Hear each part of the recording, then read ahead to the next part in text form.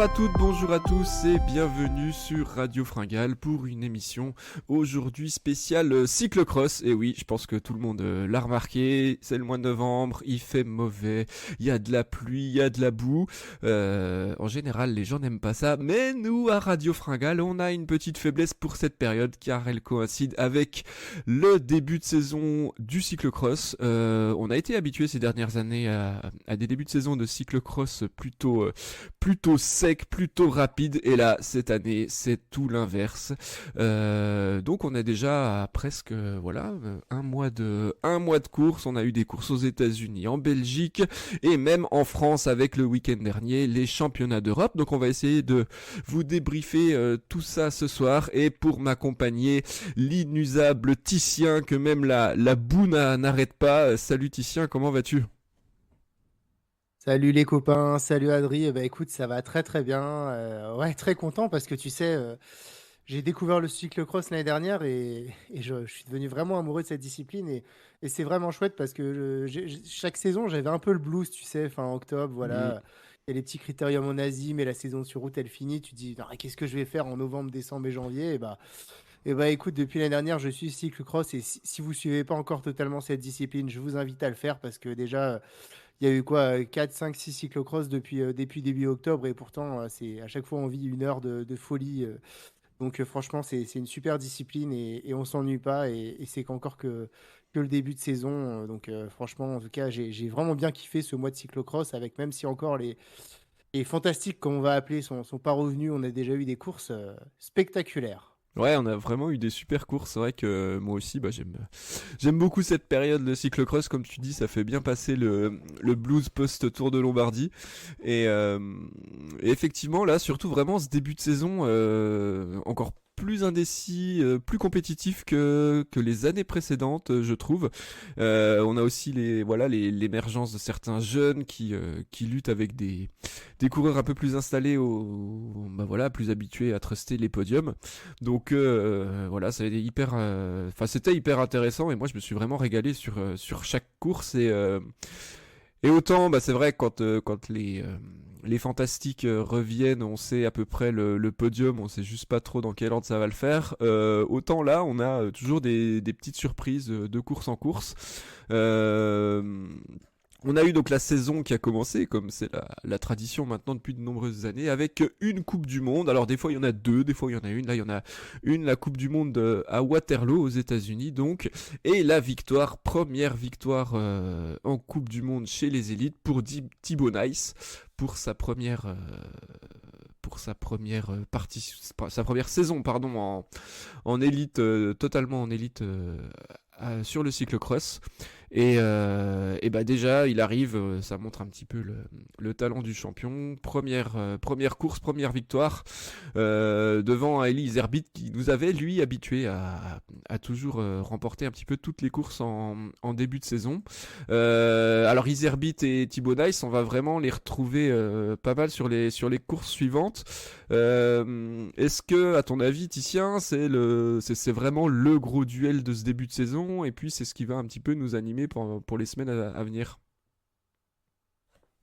Ouais, en tout cas, c'était chouette à voir. Et alors, je sais pas s'ils vont continuer sur leur lancée. Peut-être que Thibaut Nice, par exemple, est arrivé très vite en forme dans la foulée de sa saison sur route.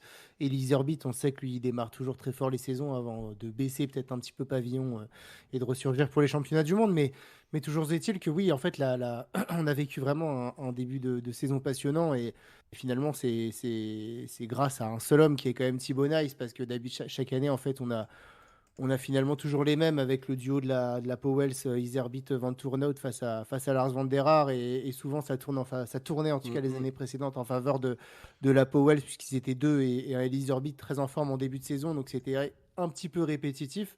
Voilà, cette année, Thibaut Nice, il vient pimenter les choses. Thibaut Nice, il faut savoir, hein, si vous aviez suivi les mondiaux d'Oggeride l'an dernier, que c'est le champion du monde espoir et que voilà, il fait toute sa première année en cyclocross totalement dans la catégorie élite.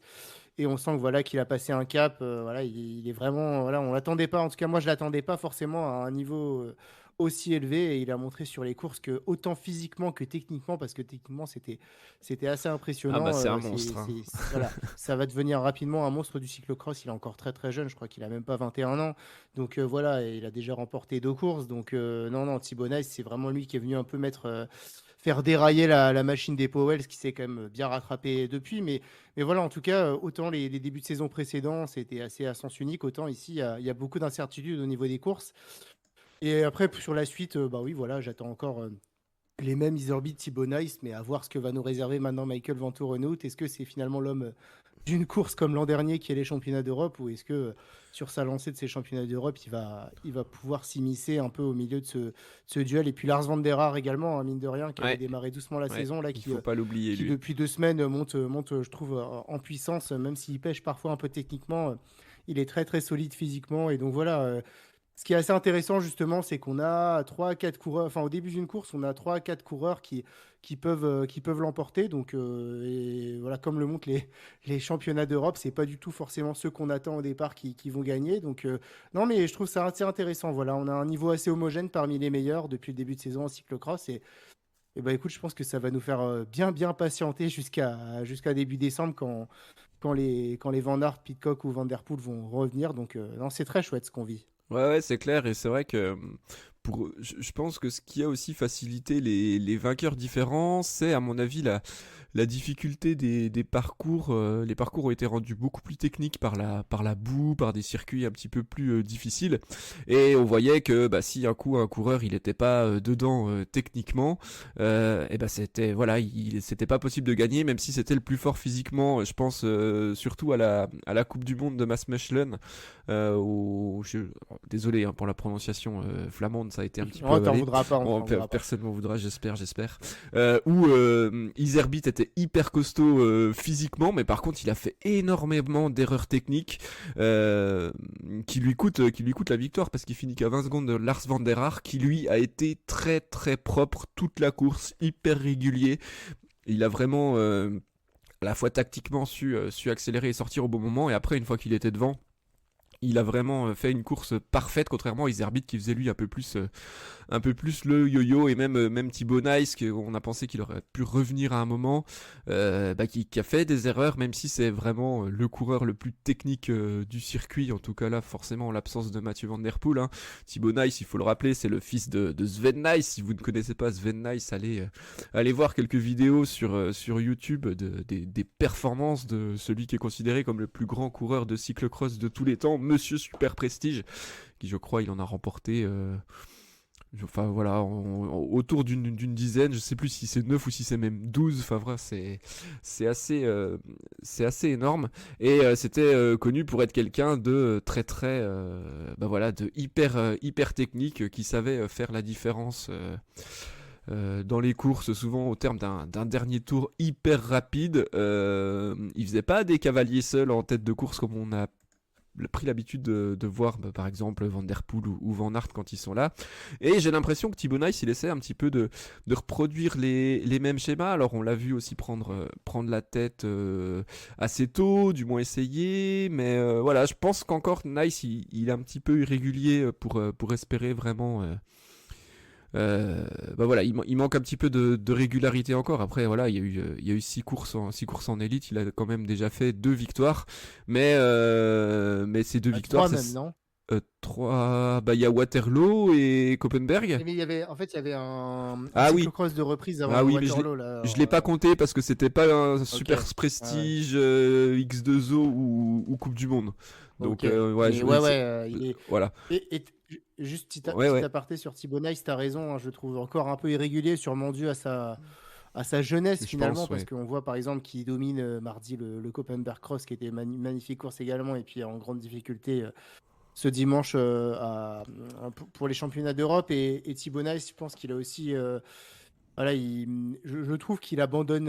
Enfin, une fois Ouais. que c'est fini, il décroche un peu dans la tête. Alors voilà, encore une fois, il est jeune, mais il me rappelle un peu Mathieu Van Der Poel dans ces cas-là, qui peut finir loin quand il sent que c'est cuit. Et voilà, je pense que, comme on a vu là, je sais plus sur quel circuit là, il tente de doubler Iserbyt dans un des derniers virages, et il se prend une belle gamelle, et voilà, et ensuite il peut finir troisième de la course et il finit finalement quatrième ou Oui, bah cinquième parce qu'il laisse c'est sur totalement la Coupe tomber. du Donc Monde que voilà. Van der Haar il remporte, je crois. Ouais, Ouais. exactement. Non, non, tu sais, il était en tête avec Elie Iserbyt là, et puis il essaye de passer Ah Iserbyt oui, bah c'est dans le sûr. dernier virage, et finalement il tombe et c'est Iserbyt qui gagne devant son coéquipier dans Ouais, le c'est la tournage. première manche du Super Prestige, Ouais. je crois, à Overreach. Ouais, ouais. Mais Mais voilà, oui, ouais, il y a plusieurs Thibaut trucs comme Nice. ça où effectivement, bon, il prend beaucoup de risques. Et après, voilà, hein, c'est aussi cool à voir. Et c'est ce qui rend le cyclocross Ah ouais, ouais, c'est spectaculaire. clair, hein, c'est chouette. Mais c'est vrai que des fois, ça fait un peu. En fait, ça fait un peu. Il fait un peu de tête brûlée des fois. C'est que il fonce, et puis bah ouais, ça passe pas. Puis du coup, après, bah il est un peu loin. Et puis on a l'impression, comme tu dis, ou pas qu'il se décourage ou qu'il baisse les bras, mais que du coup, au niveau mental, il a peut-être un peu plus de mal à se remobiliser quand il se dit que c'est presque mort. Mais bon, ça, il va apprendre. Et puis c'est aussi un coureur qui a vraiment tout explosé chez les jeunes. En fait, depuis qu'il fait du cyclocross, en cyclocross, il défonce tout le monde, clairement. Donc, il y a un réel apprentissage aussi de ce côté-là à avoir. Ouais, ouais, tout à fait. Mais écoute, moi, voilà, il va prendre de la caisse, il va prendre de la maturité, c'est déjà top. Ce qui fait, comme il a dit dans une des dernières interviews, voilà, en début de saison, il est totalement réussi. Donc voilà, il va prendre. Moi, j'ai pas de souci. Je pense que Thibaut Nice, il a les gènes de son père. En tout cas, la technique et la force, il l'a. Il va gagner en maturité, encore un peu en force et en régularité. Et il va nous faire des saisons de cyclocross s'il reste attaché à ce sport qui, à mon avis, tu vois, déjà, je pense que cette année, s'il est à son top niveau, il peut venir chatouiller. Peut-être, on verra ça au mois de décembre. Hmm. Et tout meilleur, en tout cas. Enfin, je pense que sur le niveau physique, il l'a. Donc voilà, Ouais. il va falloir progresser sur les quelques petits manques, petits défauts. Mais non, on a affaire là encore, une fois, à l'émergence d'un crack du cyclocross. Ouais, ouais, et je pense que sa saison sur route l'année dernière à la, à la Trek lui a fait aussi beaucoup de bien et gagné en force. Alors, effectivement, ça a été un des principaux acteurs de ce début de saison. On en a parlé un petit peu, Elie Iserbyt, qui pour moi fait, alors même si là il gagne pas tout comme il nous a habitués, fait un début de saison dans ses standards, toujours à l'avant, toujours bien placé. Peut-être quelques petites difficultés techniques par moment. Il nous avait habitués à d'autres choses. Après, on sait qu'il affectionne quand même plus les terrains où c'est roulant, où c'est technique, où il y a des zigzags de tous les côtés, où il faut manier le vélo rapidement. La boue, c'est pas forcément ce qu'il préfère. Donc, bah après, ça l'a pas empêché de briller et d'être performant. Et également, moi, j'ai trouvé sur ses premières courses avant le championnat d'Europe, Lars van der Haar très costaud. C'est quand même un coureur, ça fait des années et des années qu'il est là, qu'il est dans le top 5, qu'il se fait battre. Bah, à l'époque où Van Aert et Van Der Poel faisaient toutes les saisons, il se faisait tout le temps battre par eux. Il faut savoir que Van der Haar, c'était quasi c'était le meilleur mondial avant que ces deux phénomènes arrivent. Et en fait, lui, il est toujours là contre les plus jeunes. Je crois qu'il a 32 ans maintenant. Et, il est arrivé à remporter une Coupe du Monde, et quand il remporte pas la course, il est jamais très loin, hein. Mis à part la manche aux États-Unis où je l'ai trouvé un petit peu derrière, sinon il fait podium. Donc bon, c'est vrai avant le championnat d'Europe, on s'attendait à un petit peu, bah voilà, la question ça allait être dans quel ordre est-ce que ces trois coureurs vont finir sur le podium. Et bah finalement, il s'est pas du tout passé ça. Les Belges, ces deux Belges-là en tout cas, ont pas du tout pesé sur la course, et Van der Haar a fait quelques erreurs, un départ pas forcément excellent, qui lui a coûté peut-être la victoire. Et au final, on a vu le champion d'Europe en titre, Michael Van Torenhout, conserver son titre. Donc jusque-là, un champion en titre qui remporte la course, rien de très surprenant, mais quand même, au vu des premières courses de la saison, ça aurait été un petit peu osé de le mettre vainqueur avant. Je sais pas comment tu vois cette victoire, toi, de Van Torenhout. Ah bah écoute, il a très très bien caché son jeu. Enfin, en tout cas sur les deux courses précédentes, là, je crois que au Koppenberg Cross, il abandonne, ou alors il abandonne pas sur celle-là, mais il finit loin. Et Ouais. sur la course d'avant, il abandonne, je crois. Donc ouais, il n'était Oui, pas c'est du ça. tout Ouais. annoncé en grande forme. Enfin, depuis le début de saison, voilà, il avait fait une fois une deuxième place, mais sinon, il n'était pas non plus transcendant. D'ailleurs, c'est pas un coureur qui gagne très souvent, hein. Michael Van Torenhout, Mhm. déjà, à partir de la période de décembre, il peut plus gagner parce qu'il y a les fantastiques qui sont de retour. En début de saison, il y a Elise Herbit qui est toujours très fort. Donc oui, il gagne pas souvent Michael Van Torenhout, mais j'ai envie de te dire que bah voilà, il nous a fait une Van Der Poel 2023 quand Van Der Poel il était largué sur Tirreno et qu'après une semaine après, il remporte Milan-San Remo, qu'il avançait pas beaucoup sur le Tour de France et que 2 semaines après, il était champion du monde. Bah voilà, il nous a fait un peu pareil. À mon avis, il s'est très très bien préparé. Euh, Faut dire que ses adversaires, ils se mettaient peigné sur toutes les courses d'avant parce que ça revient vite, hein. Et des courses en cyclocross, il y en a à la fois la semaine et le week-end, donc ça arrête pas. Et au bout d'un moment, bah voilà, on voit qu'un coureur comme Thibaut Nice, avec la jeunesse, il a dominé le Koppenberg Cross 4 jours avant. Et bah voilà, il était en grande difficulté ce jour-là. Pareil, Elise Orbit, pas du tout dans son assiette. Et un Michael Van Torenhout, lui, peut-être voilà, qui s'est peut-être moins livré ou en tout cas voilà, qui était moins en avant, moins mis en avant. Et bah, il a profité de ça pour voilà, être en meilleure condition le jour J, le jour qu'il fallait aller remporter ce maillot de champion d'Europe. Et il a bien fait parce qu'écoute, à part derrière le maillot de champion du monde, c'est le deuxième maillot enfin, a le plus de prestige, on va dire. Ce maillot de champion d'Europe, voilà, le prestige de ce maillot, il grandit d'année après année et il est sorti du bois au bon moment. Il faut dire aussi qu'il a été favorisé par deux choses. D'une, la course d'équipe, puisqu'à un moment, on le voit qu'il se porte en tête, et puis derrière que Elise Orbit, Mhm. bah voilà, Il fait à la la fois cassure. son compatriote Mhm. belge et coéquipier à la Powells, voilà, fait la cassure et Van Ternot prend rapidement 10 secondes. Et puis derrière, bah, on sait que les Belges, c'est quand même. Même si on pourra en reparler parce que Van Ternot, il leur sauve bien les fesses et ils ont quand même eu chaud sur cette course, bah voilà, ils étaient en nombre, c'était les favoris et donc forcément, ils ont joué le jeu d'équipe. Et les adversaires derrière, ça a été difficile à partir de ce moment-là de rattraper ces 10-15 secondes qu'avait pris Van Ternhout. Et puis on le sait évidemment, Michael Van Ternhout, les parcours qu'il aime, c'est pas Ah du bah tout les ça. parcours ultra rapides, roulants, etc. Non, non, La il a jamais boue, brillé la là-dessus. boue, la boue. Lui, ce qu'il aime, voilà, exactement, c'est la boue. Enfin voilà, on se souvient de l'année dernière, je me souviens au mois de décembre, il faisait très moche et il y avait plusieurs circuits. Je me souviens de Gavert par exemple, où on avait vu Van Der Poel, Pidcock et Van Aert se faire une bataille. Et puis juste derrière ces Mhm. trois-là, il y en avait un qui s'accrochait dans les parcours boueux, c'était Michael Van Torenhout qui avait été très fort. Bah voilà, lui, il lui faut une course très difficile, il lui faut des terrains pluvieux, boueux. Et là, en fait, il faut savoir que dimanche, d'une, il n'a pas fait beau. De deux, comme il y a eu les problèmes météorologiques, et ben, le samedi, toutes les courses ont été annulées. Du coup, avant cette course des élites hommes le dimanche, il y a eu déjà 5 courses, les deux courses juniors et les deux courses espoir et la course femme juste avant.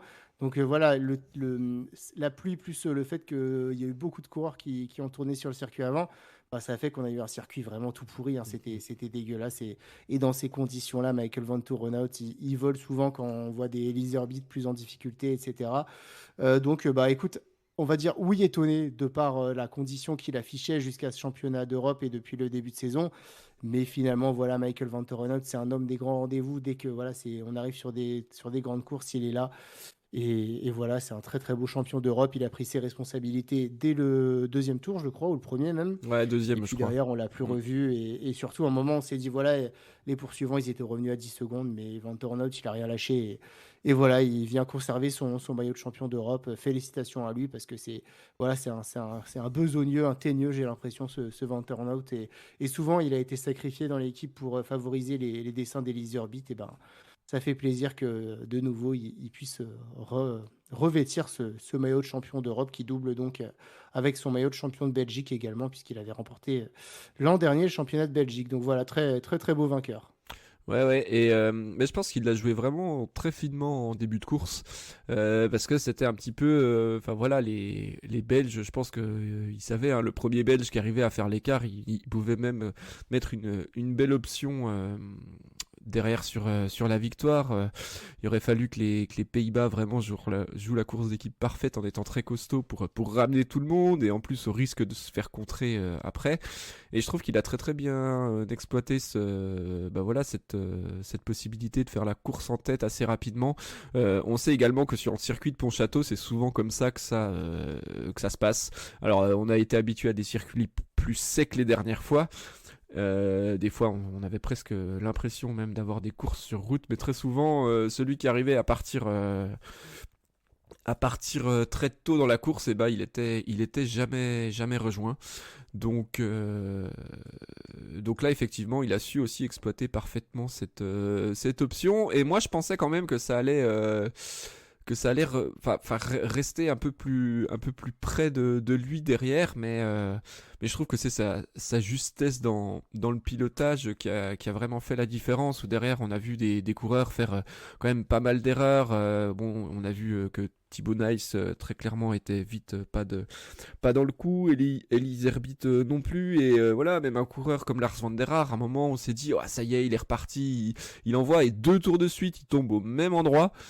Et clairement, je pense que Van der Haar, il était très très fort, mais qu'il n'était pas dans son meilleur jour au niveau technique, et c'est ça qui lui manque. Bon, il arrive quand même à faire la 3e place, alors que Pim Renard avait un petit peu roulé tout le long pour lui. Je me suis demandé quand même s'il allait lui laisser la 3e place. Sachant que c'était à la fois son compatriote et son coéquipier, c'est son coéquipier à la Trek baloise. Ouais, j'ai trouvé ça limite abusé quand même, que Van der Haar fasse le sprint à son jeune équipier. Alors on sait qu'en cyclocross, c'est moins un sport d'équipe que sur la route, mais bon, quand même, Van der Haar, il a déjà gagné 2 fois le championnat d'Europe, il a gagné, je sais plus, 6-7 Coupes du Monde, il a fait des podiums au championnat du monde, enfin voilà, et là il va taper son jeune coéquipier de 22 ans, alors qui était un crack chez les jeunes, voilà, et il a été champion du monde espoir. Il le prive d'une médaille de bronze sur un championnat d'Europe élite, alors que franchement Van der Haar, qu'est-ce que ça va changer à sa carrière d'avoir cette médaille. Alors peut-être que la prime était grosse, je sais pas, mais voilà, moi j'ai trouvé ça un petit peu. Après, il y a peut-être des histoires qu'on connaît pas, hein, peut-être qu'il faut pas se voir et puis du coup il lui a fait à l'envers, mais voilà, j'ai pas. Ouais, j'ai trouvé ça un petit peu limite, même si une fois de plus, je le rappelle, il faut pas trop comparer à la route par rapport à la course d'équipe, parce que clairement, le cyclocross, c'est avant tout un sport qui est individuel. Et puis on a quand même eu un surprenant deuxième. Alors surprenant, oui, parce que je pense que personne l'attendait sur le podium, mais qui était quand même très en vue depuis le début de saison. On a senti aussi un progrès qu'il est venu confirmer, pareil, sur un terrain boueux qui lui convient à la perfection. C'est le Britannique Cameron Mason, qui termine deuxième, qui a fait une course très très propre et qui finit pas très loin, à moins de 10 secondes de Van Toerenhout. Ouais, tout à fait. Bah voilà, Cameron Mason, déjà l'an dernier, voilà, en 3e rideau, on va dire, qui est monté en puissance. Je l'avais senti quand même assez fort. Il finissait souvent pas loin du top 5 et enfin, en tout cas, toujours quasi dans le top 10 des différentes épreuves. Et puis voilà, bah écoute, depuis le début de l'année, petit à petit, il est monté en puissance. Au début, il était plutôt autour de la 10e place. Et puis sur les dernières courses, il a approché le podium. Il a même fini, si je dis pas de bêtises, voilà, de 4e là, du Koppenberg Cross. Donc il était très en forme. Et lui, contrairement à Thibaut Nice, bah voilà, il a très bien récupéré de ses efforts, puisqu'il était très très fort sur cette course, hein. Faut le dire, on avait l'impression finalement qu'il était un peu parti en facteur à un moment là, quand il n'y avait plus aucun Belge qui suivait, il est parti devant, je crois que c'était sur le 3e tour, et puis finalement, en fait, moi je me suis dit, bon, bah il va céder, et puis à un moment, on voit Van der Haar qui revient sur lui, on se dit, bon, bah là, Mason, ça va être compliqué, et finalement, bah non, il a toujours été dans le bon rythme, il a jamais rien lâché, c'est un coureur qui finit très très bien ses courses, et il vient échouer au final à moins de 10 secondes de Van Toerenhout, donc non, non, c'est une super performance pour Cameron Mason. Je suis pas sûr qu'il s'y attendait le matin de la course, mais en tout cas, ce coureur, voilà, il est un peu isolé, et puis au milieu de tous ces Belges et ces Néerlandais. Mais écoute, lui, pour le coup, il est jeune et il court quand même, je trouve, comme un coureur Mm. d'expérience. C'est-à-dire qu'il voilà, il n'a pas la chance de partir en premier rideau de course, mais il part quand même tranquillement. Et voilà, il remonte petit à petit les morts pour toujours bien finir ses courses. Donc, on va voir ce que ça va donner maintenant sur la suite de la saison. Avec voilà, une prise de confiance peut-être due à ses bons résultats. Et qui sait si un jour, voilà, enfin, en tout cas, il a montré qu'il pouvait avoir le niveau pour gagner une prochaine manche de cyclocross. Et il y en a qui vont suivre là. Donc, on va suivre avec attention Cameron Mason. Voilà, il a 23 ans, il a encore tout l'avenir devant lui en cyclocross. Donc, il va falloir surveiller celui-là. En tout cas, s'il continue à monter en pression, ce sera peut-être sur les futurs championnats du monde un beau duo avec Tom Pidcock. Ouais, c'est clair, mais ouais, je suis d'accord avec toi sur l'aspect gestion de course. Il fait tout le temps ça. Alors d'habitude, on le voit pas forcément parce que bah, il y a que les premiers qui sont filmés, donc on voit qu'il est loin et qu'il remonte petit à petit. Mais là, t'avais l'impression qu'il était toujours, enfin, donc il a eu une course très progressive en termes de classement, mais même après, quand c'est Iserbyt qui était 2, 3e, 4e, Cameron Mason, il était là, il était pas loin, toujours à l'affût, et je pense vraiment quoi qu'il a une capacité à finir les courses très fort, et à la fois aussi à être juste techniquement. Lui, il a pas eu les chutes que Van der Haar a eu, et du coup, ça lui a permis de conserver la médaille d'argent, et je serais très curieux de le voir un jour, et je pense que ça arrivera, et peut-être très rapidement, jouer la gagne avec les coureurs de tête sur un cyclocross. Je pense que c'est un coureur qui peut être hyper costaud sur le dernier tour. Donc ça, c'est vraiment à surveiller. Moi, j'ai trouvé que c'était une belle surprise. Je trouve que ça ramène un vent de fraîcheur aussi, parce que c'est pas, voilà, c'était pas par rapport au début de saison, les noms à la fois dont on avait l'habitude, et puis c'est aussi la capacité je pense, fixer un objectif de début de saison et puis arriver en pleine forme sur ce jour-là. Donc ouais, chapeau à lui. Je pense que ça va changer pas mal de choses pour lui, à la fois comme tu l'as dit, ouais, au niveau confiance, et puis aussi au niveau du statut par rapport aux autres coureurs. Et clairement, c'est une super perf, et à mon avis, ce sera pas une perf comme ça dans le vent, hein. Il faut savoir que Cameron Mason, avant, il était dans l'équipe Trinity Racing Cross, et il est parti cette saison dans une équipe belge, les Cyclocross Weds, bah voilà, pour vraiment faire du cyclocross, être encore plus professionnel dans cette discipline. Donc voilà, ça fait un mois à peu près qu'il est dans cette équipe-là. Donc il faut vraiment s'attendre à plein de belles choses de sa part pour la suite. Est-ce que tu avais quelque chose à rajouter sur ces championnats d'Europe de Pontchâteau chez les élites masculins? Bah, que celui qui avait misé sur ce top 10, à mon avis, il est millionnaire à l'heure actuelle parce que très honnêtement, c'est un top 10 très très étonnant, hein, au vu de ce qu'on avait vu depuis le début de l'année. Moi, je m'attendais pas du tout à ça. Je m'attendais vraiment à une mainmise des Belges face à quelques Néerlandais. Et finalement, on voit qu'effectivement, les Néerlandais, ils ont tenu leur rang, même mieux que ce que je pensais, avec Tim Reunaert qui explosait souvent sur les courses en début de saison après des très bons départs et qui là tient jusqu'au bout, finit quatrième. Ryan Camp toujours fidèle au poste. Et puis surtout, voilà, une grosse déception sur le clan belge parce que heureusement que Michael Van Torenhout était là, qu'il n'a pas eu un souci mécanique. Parce que sinon, on aurait pu avoir zéro Belge sur le podium, hein. Très clairement, Elie Zerbit a été défaillant, il faut le dire quand même. Voilà, il finit à presque une minute. Lorenz Weck, il n'est pas dans son assiette depuis le début de saison. Enfin, en tout cas, il n'est pas au niveau qu'il affichait l'an dernier. Peut-être que c'est volontaire, ou enfin voilà, en tout cas, il évolue depuis le début de l'année en second rideau. Et puis bah, voilà, avec un coureur comme Thibaut Nice qui a abandonné après avoir lâché dès le deuxième tour. Voilà, les Belges ont quand même été très décevants et finalement, voilà, c'est vraiment un improbable du duo en tête de course, Van Ternhout, qui n'était pas en forme depuis le début de saison, et Cameron Mason, qui est quand même qu'on n'attendait pas à une deuxième place sur un championnat d'Europe. C'était la course de toutes les surprises. Donc voilà, bah, c'est bien, ça montre que le niveau finalement, il est plus homogène qu'on le croit en ce début de saison 2023-2024. Et on a hâte de voir tout ce mois de novembre ce que ça va nous réserver parce que voilà, il peut y avoir pas mal de surprises finalement. Je pense que des coureurs qu'on pensait voir dominer le début de saison jusqu'au retour des trois géants, là, bah, voilà, ils sont pas si dominateurs que ça. Donc c'est chouette en tout cas. On a une belle densité sur cette année de cyclocross. Ouais, et puis clairement, ça donne des super courses depuis le début de la saison. Vraiment, je trouve qu'on se régale. Avant de passer aux femmes, juste une petite du coup info sur le retour des fantastiques du cyclocross dans la saison. Alors Mathieu Van Der Poel a annoncé son retour pour les grosses courses de la période de Noël. Je crois que c'est le 22 décembre où il va faire sa reprise. Tout son programme a été annoncé, et l'objectif, c'est clairement de l'amener le plus en forme possible au championnat du monde de Tabor pour aller conserver son titre. Donc voilà, n'attendez pas Mathieu Van Der Poel trop tôt cette saison, mais je pense que comme l'année dernière, Voilà, il va préparer une seule course, les championnats du monde, et, euh, et on sait à quel point ça peut faire mal, il nous l'a montré. Wout van Aert n'a pas encore annoncé son programme de course, sauf si je me trompe, vous pouvez toutefois le préciser en Je commentaire crois si pas, vous avez hein. d'autres infos, mais J'ai vu je que ne Van crois Der pas. Poel. Il y a même le sélectionneur belge qui a dit que bah on verrait si Van Aert il serait sélectionné, machin machin.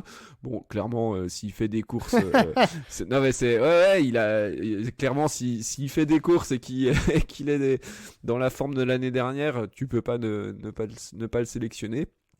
Et Ah, il s'imagine peut-être que Nils Van de Put, il va pouvoir battre Van Der Poel, je sais pas, mais ce serait quand même très étrange, mais bon. ce serait assez surprenant, mais bon voilà, je sais pas trop ce que ça veut dire ce commentaire. Et puis alors Pitcock, j'ai rien vu passer non plus. Je sais pas si toi Titien t'as eu des infos par Non, mais rapport au après, retour je de m'inquiète Pitcock, pas, on est que mais je début pense que ça va être à peu novembre. près pareil Ouais, voilà, Pitcock, il que reprend toujours Van juste un Aert. petit Hein. peu avant, Ouais, peut-être. Enfin, voilà, je pense qu'on va encore vivre un bon mois avec leur absence et que voilà, dans un mois, même Van Der Poel, l'année dernière, c'est pareil. Au tout début, il avait Mhm. annoncé une reprise mi-décembre. Finalement, il avait fait un Il avait premier cross repoussé, le ouais. 30 novembre. Donc voilà, enfin, voilà, on a encore un bon mois à les attendre. Mais écoute, si ça peut donner des courses ouvertes comme on a vu, on va pas s'en plaindre. Et voilà, en tout cas, la saison de cyclocross du côté homme est très très bien lancée, Est je bien trouve. lancée. Effectivement, effectivement. Et chez les femmes, elle est bien lancée également, surtout par une grande championne. Alors comme d'habitude, c'est les Pays-Bas qui dominent les débats en cyclocross féminin. Mais là, il y a vraiment la championne du monde. Est-ce que tu connais Fem Van Empel? Eh bah, J'ai jamais entendu parler. putain, non, connais pas. Et ben voilà, elle explose. Non, bon, blague à part, elle explose vraiment tout depuis le début de saison. Euh, Enfin, voilà, clairement, je sais pas ce qu'on peut dire de plus à part le fait qu'elle est vraiment, pour moi, intouchable. Elle domine vraiment ses adversaires et sur chaque course, c'était un petit peu, bah, à la Van Der Poel, quoi. Elle, euh, Elle décide d'accélérer, elle accélère, et puis après elle laisse aucune chance à ses adversaires. Ça a été le cas sur toutes les courses auxquelles elle a participé cette saison, et là, clairement, sur les championnats d'Europe, c'était, je sais pas, j'ai même l'impression que c'était encore un niveau au-dessus. C'est déjà sa 7e victoire en cette course. Bon, que faire face à Van Empel? Voilà. Pour l'instant, j'ai envie de dire, il n'y a rien à faire, surtout que Pug Peters n'a pas disputé, hein, qui est quand même sa principale Mm. rivale. Peters qui fait aussi du VTT à très haut niveau, puisque je crois que l'année dernière, elle a gagné la Coupe du Monde de VTT, où Elle elle a ga- était dans le Bon, top. Ouais, ouais, enfin, ouais, en tout cas, elle était donc, bien à l'avant à non, mais chaque fois, Pug ouais. Peters voilà, qui l'an dernier était vraiment celle la seule qui pouvait rivaliser et qui a battu, hein, à quelques reprises, hein, Femme Van Empel. Donc voilà, on attend également Pug Peters. Elle a disputé une ou deux manches, je crois, où elle a été battue par Elle, Van Empel. elle Mais a il faut dire disputé qu'elle, juste la manche de Waterloo aux ouais. États-Unis, et puis après, elle a annoncé faire une pause pour revenir fin novembre, je crois. Ouais, voilà, parce qu'elle fait également toute la saison de VTT, donc Mm. je pense qu'elle a besoin d'une pause, mais voilà, enfin en tout cas, évidemment, Femme Van Empel jusqu'à aujourd'hui, voilà, n'avait pas de rival, et sa seule rivale, à mon avis, ce sera parce que tu vois, des Alvarado ou des Persico qui n'a pas encore repris elle non plus, mais elles sont en second niveau. Là, voilà, l'espoir de voir de la concurrence à Femme Van Empel, elle vient vraiment de Puck Peters, qui est également très très jeune et qui est pleine de talent, qui est très très technique. Donc moi je pense qu'il faut attendre, voilà, très sincèrement, on n'est pas du tout étonné des résultats du début d'année. Van Empel avait dominé la saison l'an dernier, donc voilà, elle domine la saison également cette année. Il faudra voir quand Puck Peters voilà, aura bien récupéré de tous les efforts qu'elle a fait en VTT juste avant, voilà, à quel niveau elle revient et si elle arrive à concurrencer Femme Van Empel, parce que certes, alors Femme Van Empel c'est une très très grande championne, mais c'est vrai que autant chez les hommes, il y a de la densité et voilà, il y a du suspense jusqu'au dernier tour, autant chez les femmes, bah voilà, très sincèrement, hein, si vous regardez le premier tour, ensuite, voilà, la course est quand même pliée très rapidement. Donc voilà, on espère qu'en tout cas, même Van Roy, à voir si si Ouais, elle continue à bien c'est ce progresser, que voilà, j'allais mais te dire parce que Van Nistelrooy, on l'a vu faire une super saison sur la route cette année et ça peut peut-être lui amener encore de la caisse. Et là, que 21 ans. Du coup, ça peut aussi peut-être ah être bah Van Empel aussi, hein. Van Empel aussi, ouais, ouais. Mais du coup, ça peut être une concurrente peut-être. Voilà, on sait que l'année dernière, elle avait fait le championnat du monde chez les espoirs, elle avait pas fait celui chez les élites. Mais peut-être que ça peut être une concurrente aussi pour les courses à venir. Écoute, on va voir ça. On Toujours va est-il voir. qu'en tout cas, voilà, Femme Van Empel, c'est la reine actuelle du cyclocross et voilà, il y a vraiment personne qui arrive à la déboulonner pour l'instant, mais la saison est encore longue et d'ailleurs Van Empel, voilà, qui a disputé à la fond qui les a tous gagnés, hein, ces cyclocross depuis le début de l'année. Voilà, elle a dit que c'était vraiment son premier objectif de la saison, que Mm, là, elle allait faire une courte pause, mais dont elle avait besoin pour voilà, reprendre un peu de force, un peu d'énergie et puis surtout de l'énergie mentale pour tenir ensuite jusqu'à Tabor début février, championnat du monde. Donc voilà, peut-être que sur les prochaines courses, on aura un petit peu plus de suspense. Mais en tout cas, voilà, c'est pareil que Van Der Poel, Van Aert chez les hommes. On a hâte de voir ensuite à partir de la deuxième moitié de novembre les duels entre Peters et Van Empel. Donc voilà, vous inquiétez pas, le cyclocross féminin va livrer des belles batailles dans les prochaines semaines. ouais, puis on voit aussi, alors derrière Van Empel, Alvarado, qui est là quasiment deuxième à chaque fois, et elle a gagné la manche du Super Prestige où il n'y avait pas Van Empel. Et je trouve ça super de la voir de retour au premier plan comme ça, parce que l'année dernière, elle a quand même eu une saison un petit peu plus compliquée, surtout au début de saison. Elle n'arrivait plus vraiment à être sur le podium à chaque fois, comme elle avait pu voilà, nous habituer après son titre de champion du monde. Elle a été champion du monde en 2020, donc la saison 2020-2021, elle a vraiment dominé presque de la tête et des épaules. Elle s'est quasiment loupée que au championnat du monde. Et depuis, enfin, voilà, c'était un petit peu compliqué. Moi, je la trouvais un cran en dessous. Et là, son début de saison est plutôt rassurant. Donc ouais, voilà, si peut-être que quand Van Empel sera un petit peu une petite pause ou sera un petit peu moins impliqué sur ses courses, moins en mode pic de forme, elle pourra tirer son épingle du jeu. Donc, ce sera intéressant à surveiller. Au niveau du championnat d'Europe, du championnat d'Europe, pardon, d'Europe, n'importe quoi.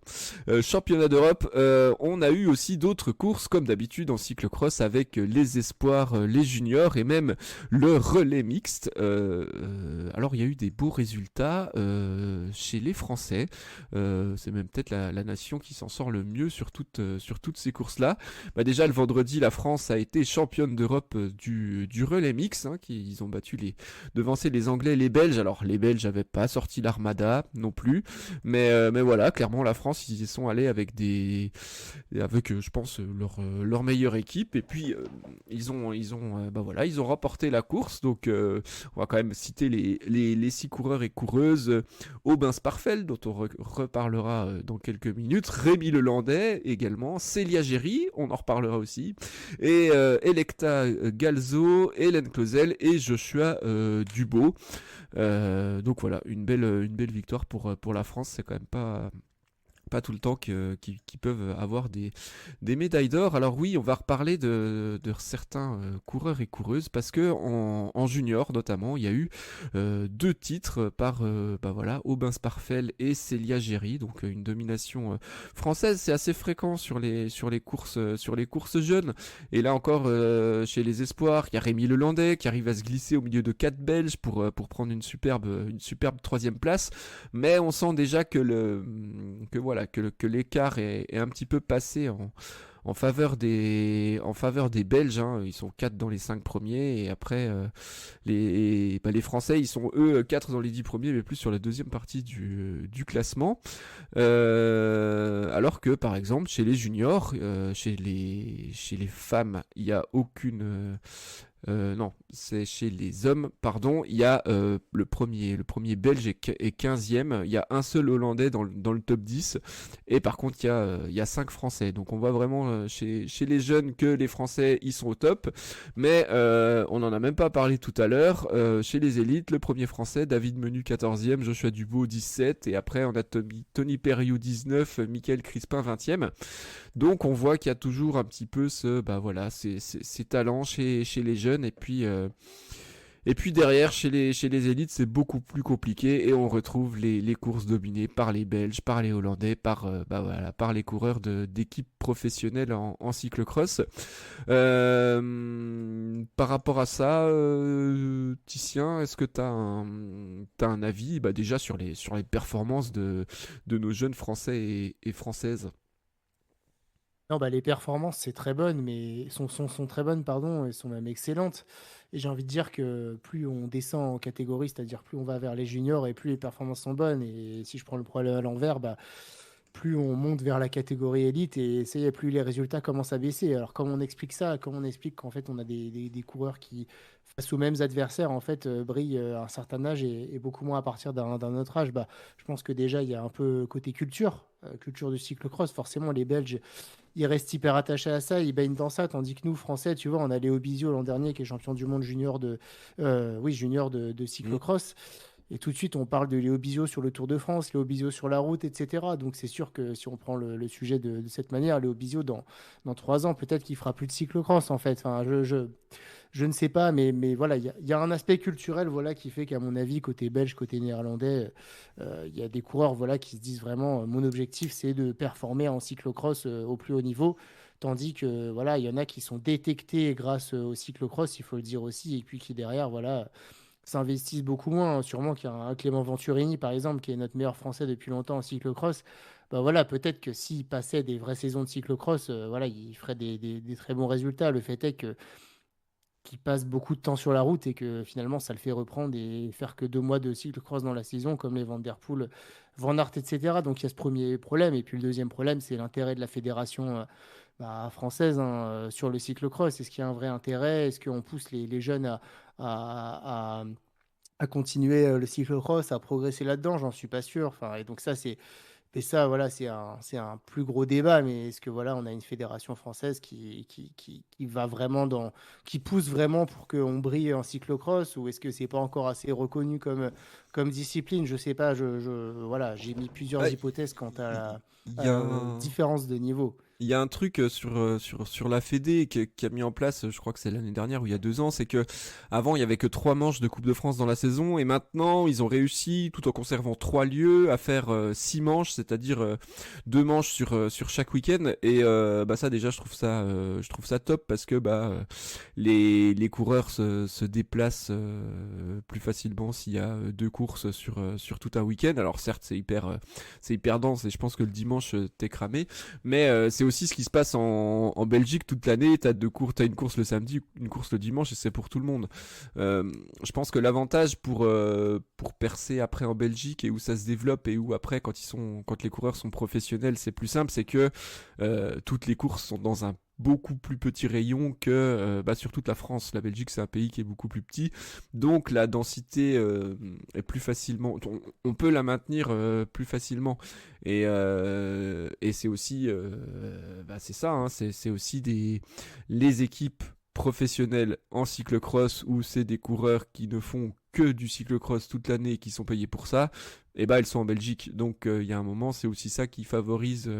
Je pense que les talents sont pas très différents quand ils sont en junior et même plus jeunes. Mais après, c'est comment est-ce qu'on accompagne ces coureurs vers la professionnalisation et vers en faire leur métier tout simplement, et pas se dire enfin voilà, là tu fais tant de courses de cyclocross mais après on te veut sur la route parce que nous notre contrat, nos sponsors ils veulent que c'est sur la route. Ouais, c'est ça, c'est ça. C'est ça aussi le problème, et on voit que voilà en France ça a encore du mal à se mettre en place. Alors il y avait l'équipe de Steve Chenel qui du coup a connu quelques soucis là, et puis voilà, il y a pas l'équipe, il y a pas d'équipe cette année.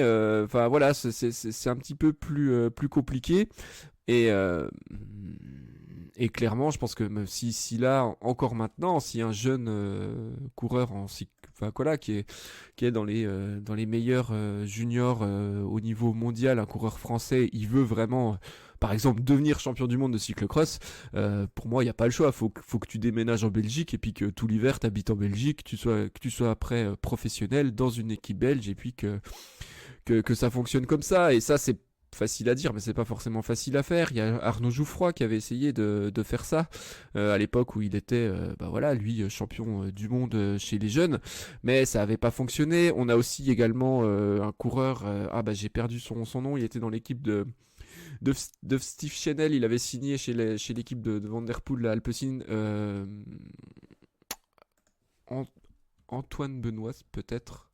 Oui, oui, C'est ça? exactement. Oui, Antoine Ouais, Benoît. c'est ça. Voilà, qui était vraiment un crack chez le jeune. On s'est dit, waouh, lui, franchement, ça va être un monstre. Et puis malheureusement, bah voilà, il a eu aussi des soucis de santé, une blessure, il a jamais pu se remettre, et puis ça a pas fonctionné.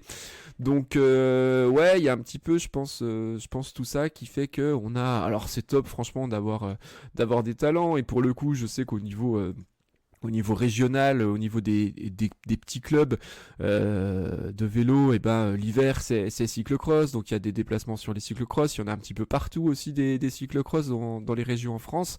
Mais après c'est quand on veut vraiment titiller le haut niveau mondial, surtout au niveau des élites, où bah, il y a clairement d'autres facteurs qui sont en jeu et bah, je pense que tous les juniors de la course toute la semaine ils sont à l'école, donc tout le monde a à peu près le même programme, mais sauf que clairement l'emploi du temps de Tony Perriou et l'emploi du temps d'Elise Herbit le reste de la semaine, bah c'est pas tout à fait la même chose. Et même s'il s'entraîne autant, je pense qu'Elise Herbit il a un petit peu plus de temps pour récupérer de ses efforts, il se casse pas la tête à peut-être organiser ses déplacements ou autre, en tout cas à mon avis moins que Tony Perriou. Je prends un exemple au hasard, hein, je connais ni l'un ni l'autre, mais voilà, c'est plein de petits facteurs qui font que à haut niveau, et ben on a une différence et qui est minime à un moment et puis après qui peut devenir vraiment énorme. Donc voilà, on va voir si ça peut vraiment se évoluer, mais ouais, ça semble enfin voilà, pour moi clairement, hein, on voit la Cameron Mason dont on parlait tout à l'heure, bah lui là cette année il a fait le choix de signer dans une équipe belge, d'aller habiter en Belgique. Donc on va voir, on sait que c'est Zdenek Stibar aussi, à sa grande époque de cyclocrossman, qui avait fait ça, qui avait déménagé en Belgique, et puis il habitait en Belgique, et puis clairement, bah voilà, et lui il est devenu 3 fois champion du monde de cyclocross, donc c'est peut-être aussi voilà des choses à mettre en place. Alors après c'est loin d'être facile, et puis en plus, Titien, s'il faut apprendre le flamand, bon courage, mais Ah, là, c'est assez compliqué, hein. mais voilà, donc ouais, en tout cas, on suivra ça, bah voilà, on suivra la saison attentivement parce que ça promet aussi des belles perfs sur les coupes du monde et puis voilà, sur le championnat du monde, hein. Sur la première coupe du monde ouverte aux juniors, l'équipe de France n'avait pas fait le déplacement. Tout le monde avait un peu dit ouais gna gna, machin, c'est nul. Effectivement, ça paraissait surprenant, mais vu les résultats qu'il y a eu sur les championnats d'Europe, on peut pas trop leur en vouloir. Donc voilà, à suivre. En tout cas, ça fait aussi toujours des belles courses chez les juniors, et je trouve ça vraiment, quand c'est toujours sur le même week-end, c'est beaucoup plus facile à suivre, et du coup on s'intéresse aux courses jeunes, et du coup on connaît les jeunes plus facilement que sur la route où il faut vraiment voilà, regarder la course en particulier. Donc c'est aussi un côté sympa du cyclocross. Titien, je pense qu'on arrive au bout de l'émission. Est-ce que tu avais quelque chose à rajouter, voilà, une petite info à nous donner par rapport au cyclocross? Je pense que de toute façon tu attends les prochaines courses avec impatience. Et oui, et ça arrive très vite, puisque si je dis pas de bêtises, il y a deux belles courses ce week-end. Il y a un super prestige et il y a une manche de Coupe du Monde. Donc, Exact. et bah du coup, voilà, ça arrive très très vite, hein, Et donc également une manche profitez. enfin deux manches de Coupe de France à Albi aussi, Ouais, les 11 et 12. exactement. Donc, Donc en tout gros cas, voilà, programme. s'il fait moche, voilà, on arrive sur le mois de novembre, qui est clairement pas le mois le plus festif ou de l'année, en tout cas à mon avis, ou le mois où il fait le plus beau et on a envie d'aller forcément se balader tous les week-ends. Peut-être que vous avez un petit peu la flemme de sortir votre vélo pour aller faire des bornes, s'il pleut, s'il y a du vent, s'il fait froid, enfin voilà. En tout cas, les après-midi, si vous n'avez pas de programme forcément établi, bah, regardez ces manches de cyclocross parce que c'est un vrai spectacle. C'est 1 heure, c'est ludique, c'est plein de suspense. Voilà, ça fait monter le cardio même chez les suiveurs. C'est génial. Donc voilà, profitez-en.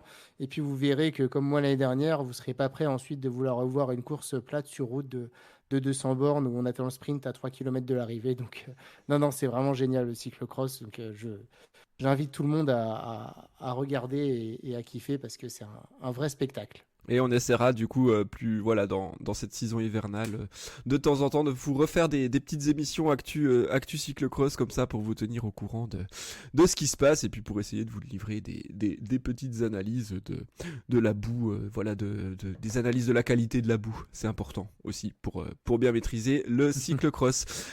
Ticia, merci beaucoup pour ta participation. Merci à tout le monde de nous avoir écoutés jusque là. Même si c'est du cyclocross, que l'effort est court, pensez à vous alimenter. On n'est pas habitué à avoir des fringales en cyclocross, mais il vaut mieux avoir assez d'énergie pour faire 1 heure à bloc. Pensez au petit like et à vous abonner si ce n'est pas déjà fait. Ça nous fait toujours plaisir, ça nous soutient et voilà, ça nous pousse à continuer à essayer de faire des émissions le plus régulièrement possible.